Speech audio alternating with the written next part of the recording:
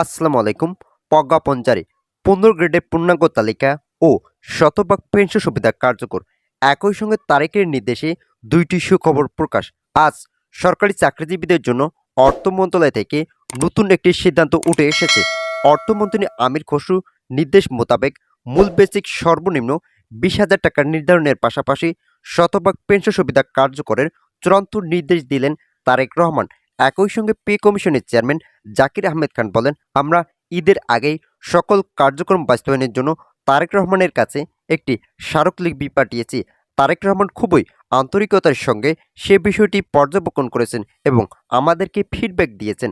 আমরা আশাবাদী তারেক রহমানের হাত ধরেই গেজেট প্রকাশ করা হবে, যা থাকবে সরকারি চাকরিজীবীদের ভাগ্যের পরিবর্তনের অন্যতম মাধ্যম। ইতিমধ্যেই সংশ্লিষ্ট কর্তৃপক্ষের একাধিক সূত্র এই বিষয়গুলো নিয়ে ব্যাপক ইতিবাচক সিদ্ধান্তের কথা উপস্থাপন করেছেন। বিশেষ করে যারা নিম্ন গ্রেডের কর্মচারী আছেন তাদের সঙ্গে একাধিকবার বৈঠক করার মাধ্যমে চূড়ান্ত দিক নির্দেশনা দিলেন সংশ্লিষ্ট কর্তৃপক্ষ। আজ সকাল ৯ ঘটিকা থেকে ১১ ঘটিকা পর্যন্ত একটি অভ্যন্তরীণ বৈঠক অনুষ্ঠিত হয়েছিল। সেখানে সরকারি চাকরিজীবীদের বেতন বৃদ্ধির পাশাপাশি ব্লক পোস্ট বাতিল ও সিলেকশন গ্রেড গেজেটের মাধ্যমে সংযুক্ত করা হবে। এতে করে সরকারি চাকরিজীবীদের দীর্ঘদিনের সকল সমস্যা থেকে মুক্তি পাবে এবং তাদের অর্থনৈতিক সক্ষমতা বৃদ্ধি পাবে। বিশেষ করে যারা ৭০ থেকে ২০তম গ্রেডের কর্মচারী আছেন তাদের আর্থিক অবস্থাগুলো বাংলাদেশের অর্থনৈতিক শক্তিতে ব্যাপক প্রভাব ফেলছে। তাই তাদের অর্থনৈতিক অবস্থা ফিরিয়ে নিতে নবনির্বাচিত সরকার মরিয়া হয়ে উঠেছেন। ভিডিওটির এই মুহূর্ত পর্যন্ত এসেও এখন পর্যন্ত যারা আমাদের এই চ্যানেলটি সাবস্ক্রাইব করেনি তারা অবশ্যই আমাদের এই চ্যানেলটি সাবস্ক্রাইব করে পাশে থাকা বেল আইকনটি অল করে দিন। নতুন গ্রেডে কতটি গেট সংখ্যা বহাল থাকবে সেই সম্পর্কে জানতে চাইলে তারেক রহমান বলেন, আমরা অন্তর্বর্তীকালীন সরকারের রিপোর্ট অনুযায়ী মূল বেসিক ২০,০০০ টাকা নির্ধারণ করলেও গেট সংখ্যা আগেটাই বহাল রাখবো না। কেননা আগের গেট সংখ্যা এখন পর্যন্ত যদি বহাল রাখা হয় তাহলে সরকারি চাকরিজীবীদের মাঝে ব্যাপক অস্বস্তিকর পরিস্থিতি তৈরি হবে এবং তারা বৈষম্যের শিকার হবে। তাই তাদের সকল ধরনের বৈষম্য নিরসন করতে গেট সংখ্যা পরিবর্তন করা বাধ্যতামূলক হয়ে দাঁড়িয়েছে, যার ফলস্বরূপ সকলের মতামতকে সমর্থন জানিয়ে গেট সংখ্যা ১৫টি রাখার চূড়ান্ত সিদ্ধান্ত আসে। তারেক রহমানের একাই এই সিদ্ধান্ত নেয়। আজকের বৈঠকে উপস্থিত ছিলেন পে কমিশনের চেয়ারম্যান জাকির আহমেদ খান, অর্থমন্ত্রী আমির খসরু, শিক্ষামন্ত্রী, স্বরাষ্ট্রমন্ত্রী সালাউদ্দিন আহমেদ, বিভিন্ন সচিব ও অর্থনীতিবিদরা উপস্থিত থাকায় সর্বশেষ সিদ্ধান্ত মোতাবেক ১৫টি গেট রাখার মতামত আসে। অর্থনীতিবিদরা বলেন, সর্বশেষ ২০১৫ সালে অষ্টম বেতন স্কেলে যে গেট সংখ্যা বহাল রাখা হয়েছে সেটা এখন পর্যন্ত রাখার বিষয়ে বিভিন্ন মহল থেকে চাপ প্রয়োগ করা হচ্ছে, যা সরকারি চাকরিজীবীদের জীবনের ব্যাপক নেতিবাচক প্রভাব ফেলতে পারে।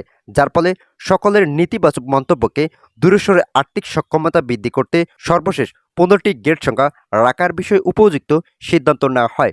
ভিডিওটির এই মুহূর্ত পর্যন্ত এসেও এখন পর্যন্ত যারা আমাদের এই চ্যানেলটি সাবস্ক্রাইব করেনি তারা অবশ্যই আমাদের এই চ্যানেলটি সাবস্ক্রাইব করে পাশে থাকা বেল আইকনটি অল করে দিন। তারেক রহমান আজ দুইটি সুখবরের কথা স্পষ্ট ভাষায় জানিয়েছিলেন। প্রথম সুখবর, বাসা ভাড়া মূল বেসিকের ৭০% হারে নির্ধারণ করা হবে। এখানে সমর্থন জানিয়েছেন স্বরাষ্ট্রমন্ত্রী সালাউদ্দিন আহমেদ ও অর্থমন্ত্রী আমির খসরু। সালাউদ্দিন আহমেদ বলেন, যারা সামরিক বাহিনীতে চাকরি করে থাকেন তাদের জন্য বাসা ভাড়া অত্যন্ত নিম্নমানের, তাই তাদের অর্থনৈতিক সমস্যা দিন দিন লেগেই থাকছে।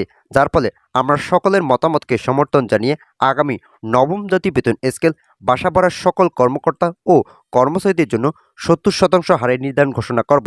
এতে করে পূর্বের ইতিহাসে অনুযায়ী সরকারি চাকরিজীবীরা তাদের মূল বেসিক থেকে বাসা ভাড়ার যোগান রেহাই পাবেন।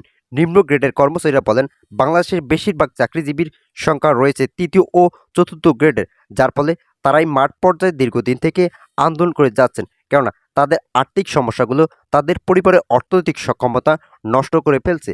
দ্বিতীয় সুখবর, চিকিৎসা ভাতা কর্মকর্তা ও কর্মচারীদের জন্য ৪,০০০ টাকার নির্ধারণ ঘোষণা করা হয়। আগে ১৫০০ টাকার নির্ধারণ করা হলেও এখন সেটা বাতিল করে সরাসরি উভয় চাকরিজীবীদের ৪,০০০ টাকা পর্যন্ত নির্ণয় করা হয়েছে। এখন থেকে সরকারি চাকরিজীবীরা নবম পে স্কেলের আওতায় শুধুমাত্র বেতনই পাবেন না, এখানে থাকবে বিভিন্ন ধরনের ভাতা সংযুক্তি ও অর্থনৈতিক সক্ষমতার চূড়ান্ত দিক নির্দেশনা সহ চিকিৎসা ভাতা ও বাসা ভাড়ার বৃদ্ধির নতুন সিদ্ধান্ত। তো আজকের এই ভিডিওটি এ পর্যন্ত। আশা করি ভিডিওটি থেকে অনেকেই উপকার পেয়েছেন। যদি উপকার পেয়ে থাকেন তাহলে অবশ্যই আমাদের এই চ্যানেলটি সাবস্ক্রাইব করে পাশে থাকা বেল আইকনটি অল করে দিন।